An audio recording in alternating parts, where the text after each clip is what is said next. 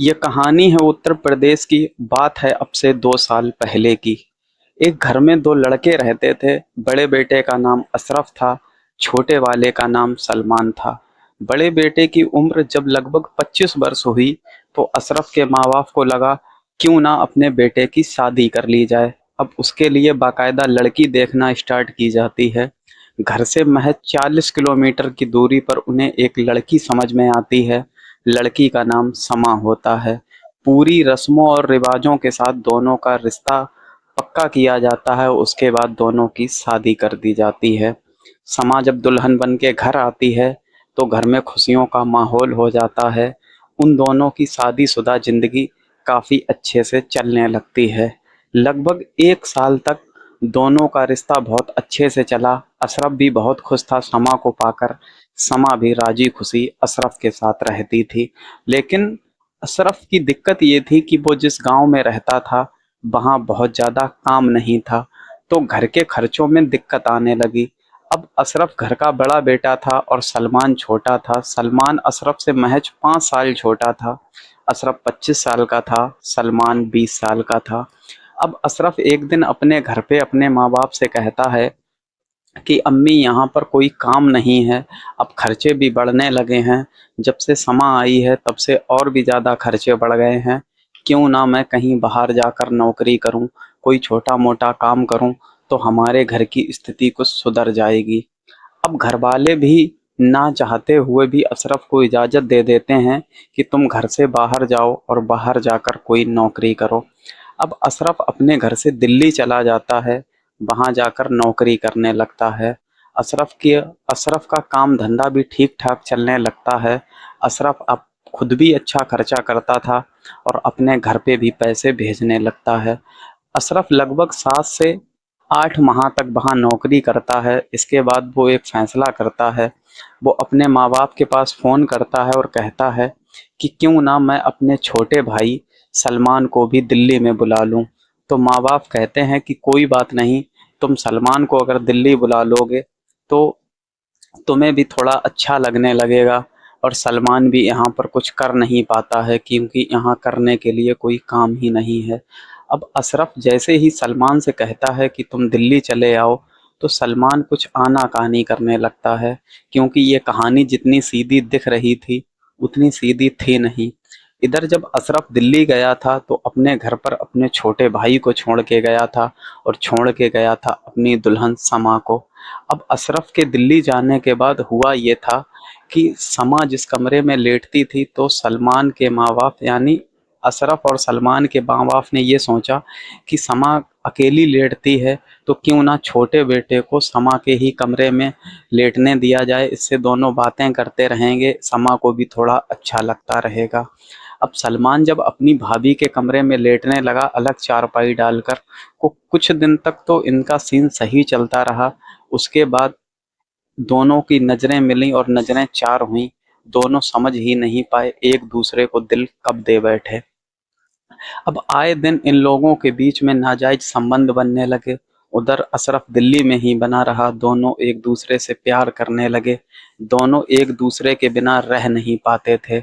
सलमान और समा एक घर में होने के बावजूद फोन पर घंटों बातें करते थे। जब सलमान को दिल्ली बुलाने की नौबत आई तो सलमान अपनी भाभी को छोड़कर जाना ही नहीं चाहता था।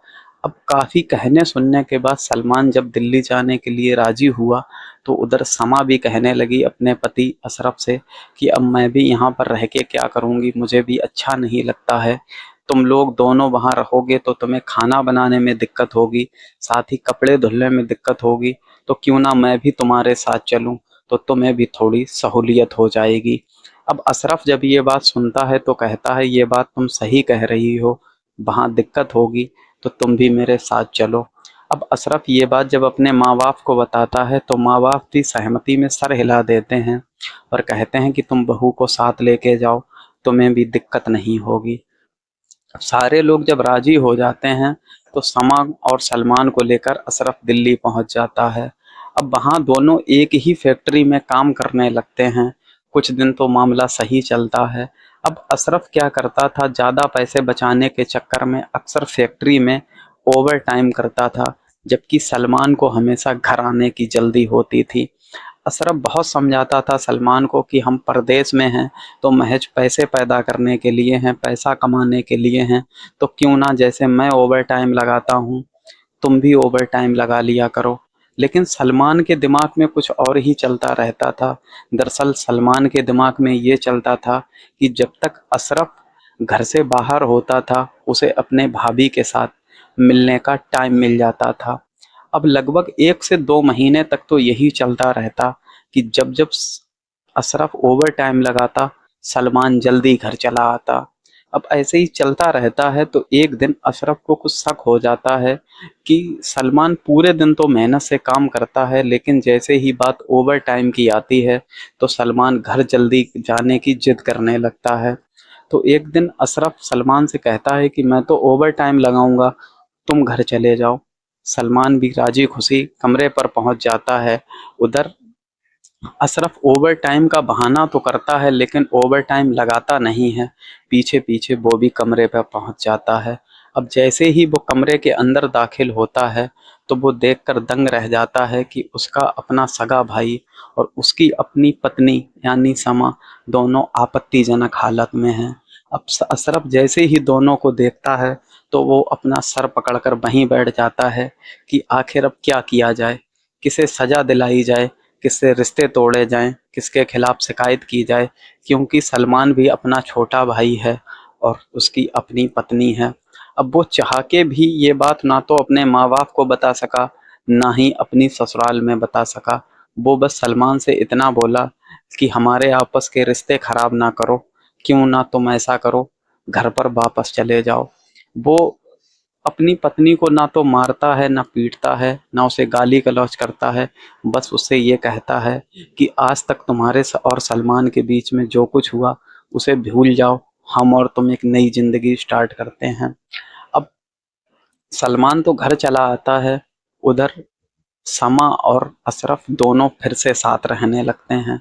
वो सिर्फ रहने लगते हैं, इधर सलमान और समा के बीच में कभी बातें बंद ही नहीं हुई थी। दोनों अक्सर फ़ोन से बातें करते रहते थे। बातें कभी 20 मिनट होती तो कभी आधा घंटा तो कभी 1 घंटा। धीरे धीरे वक्त गुजरता रहता है। लगभग 1 साल निकल जाती है। जब 1 साल निकलने के बाद ईद का त्यौहार आता है तो अशरफ के माँ बाप अशरफ से बहुत कहते हैं कि बेटा तुम्हें और बहू को गए हुए बहुत टाइम हो गया है, क्यों ना तुम इस बार ईद पर घर आओ। अब अशरफ ना चाहते हुए भी अपने माँ बाप को मना नहीं कर सका। वो घर आने के लिए तैयार हो जाता है, जबकि वो जानता था कि वो घर जाएगा तो उसका छोटा भाई और उसकी पत्नी दोनों एक दूसरे से मिलेंगे तो कहीं ना कहीं कोई विवाद ना खड़ा हो जाए। अब अशरफ ना चाहते हुए ईद पर घर आता है। ईद पर घर आने के बाद दोनों राजी खुशी त्योहार मनाते हैं। उसके बाद कुछ ऐसा होता है कि अशरफ एक रात सोता तो है लेकिन सुबह उठता नहीं है। अशरफ की संदिग्ध हालत में मौत हो गई थी। अब जब मौके पर पुलिस को बुलाया जाता है, पुलिस वाले आते हैं। पुलिस आने के बाद पुलिस सबसे पहले लाश को पोस्टमार्टम के लिए भेजती है। उसके बाद पुलिस को शक होता है अशरफ की पत्नी के ऊपर, क्योंकि कहीं ना कहीं अशरफ के घर वालों ने पुलिस को कुछ बताया था, क्योंकि कुछ लोगों को शक होने लगा था सलमान और समा के ऊपर। जब पुलिस वाले समा का फ़ोन देखते हैं और उसकी कॉल डिटेल निकालते हैं तो उसमें घंटों घंटों बातें हुई थी सलमान और समा के बीच में। अब पुलिस वाले जब सलमान और समा को सामने बिठाकर पूछताछ करते हैं तो दोनों कुछ ही मिनटों में टूट जाते हैं और अपना जुर्म कबूल कर लेते हैं। वो कबूल कर लेते हैं कि हम दोनों के बीच में नाजायज संबंध थे। एक बार भैया को पता लग गया था, उसके बावजूद भी हम एक दूसरे से कभी अलग हो ही नहीं पाए। महज दिखावे के लिए अलग रहते थे, लेकिन हमारी फ़ोन से बातों घंटों घंटों होती रहती थी। अब सारे घर वालों के सामने सच्चाई सामने आ गई थी। हर कोई दिल में ये सोच रहा था कि ये कैसी बहू घर में आई है जो हमारे एक बेटे को ही खा गई है। और कहीं ना कहीं सलमान को भी दोष दिया जा रहा था कि इसने अपनी भाई की ही जिंदगी उजाड़ दी और अपने भाई के ही मौत में शामिल हो गया। उसके बाद दोनों को जेल भेज दिया जाता है। इधर मोहल्ले और पूरे गांव में एक ही चर्चा थी कि नाजायज संबंधों की खातिर एक बेटा जिसकी कोई गलती नहीं थी, वो मौत के घाट उतार दिया गया। आज की कहानी में इतना ही। अपना ख्याल रखिए, अपनों का खूब सारा ख्याल रखिए। जय हिंद।